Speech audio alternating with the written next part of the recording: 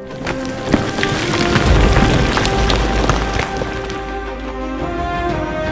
I was a kid, first-person shooters were all about getting the most amount of kills in the shortest amount of time. The guy who ran into the middle of the action and had the best hand-eye coordination would always end up winning the match. With the introduction of the Battle Royale game style, there are a lot of new ways to win, but there is one strategy in particular that can get a lot of players upset. This strategy is called camping. In one of the more recent professional Battle Royale tournaments, the player who got second place did so by spending 90% of the game healing in the radiation zone. As a strategist, I also developed a similar tactic that guaranteed a spot in the top 10. And one time I was able to even get first place without making a single kill. I watched second place kill third place in the radiation zone, and then he went into a building to heal. I don't know exactly what he did in that building, but he died before he made it to the safe zone. Regardless, camping is an incredibly strategic way to play, and easily the fastest way to rank up in these games. But the debate lies in whether or not camping is wrong. This is a moral question about video games, which causes many of us to laugh, but I'm always surprised by how often the gaming community wrestles with moral questions like this one. In fact, as someone that was a philosophy major in college, I love having these discussions, and in my experience, I have found that most gamers fall into two categories. There are those who believe that anything can be done as long as it is within the confinements of what the game developers have set up.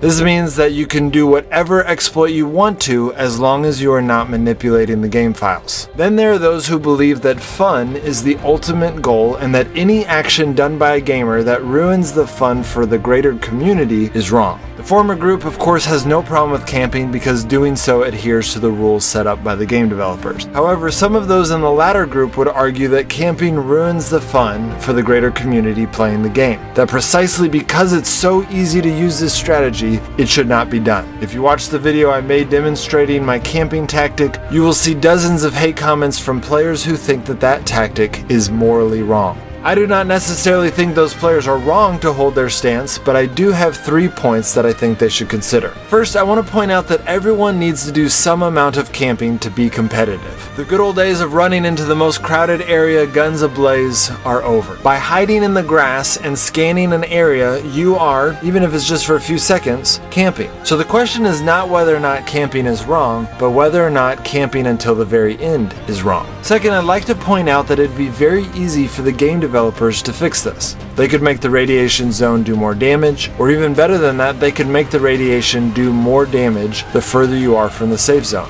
This would mean that those camping would have to be at least near the safe zone instead of thousands of meters away as I presented in the tactic of my other video. The fact that it is so easy to change, but the game developers have not bothered to change it, implies to me that they have intended this to be a viable tactic. The third and most important point that I would like to make is that it does not make the game less fun for the person using this tactic, and more importantly, it does not make the game less fun even if everyone did this tactic.